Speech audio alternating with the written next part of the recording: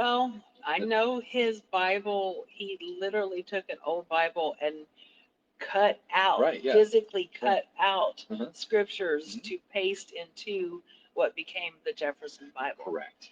And so to me, I kind of look at that like that was the first devotional.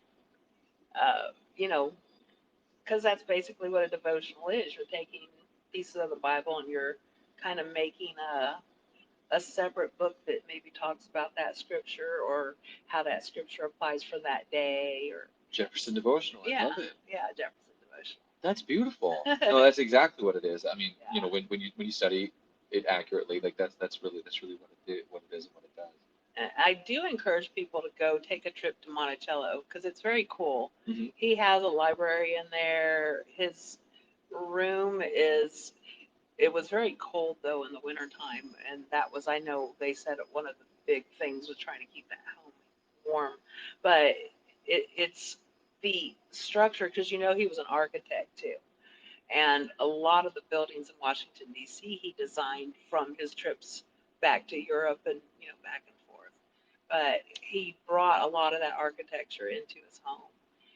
But one of my favorite rooms was the library. Really? Why is Yeah, that? just because the history and the books, I love old books. Books, I'm history. yeah, I'm Are you an architect?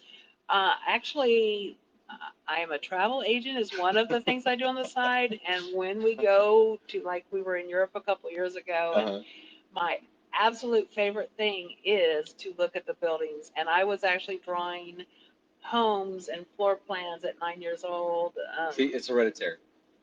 Yeah, my mom actually gave those to me a few years ago, and so I still have them. But I don't know what it is about. I love buildings Yeah. and structures and especially old buildings.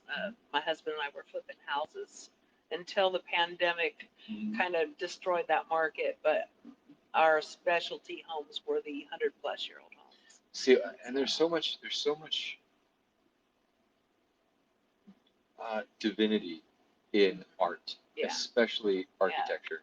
yeah, When you really get to say, because there's this postmodernistic architecture, mhm, everything's flat and square, yeah, and it pulls out the beauty and it pulls out the expression. And when yeah, you're around that so much, it just seems so benign yeah, and seems so yeah, lame, yeah, right? For lack of a better word. yeah, But when you're around architecture with columns and with obelisks and with expression, then you really they're reminders of what of your divine heritage because they're yeah, they're expressing things of they're expressing the things of the soul yeah, rather than just squares and yeah. triangles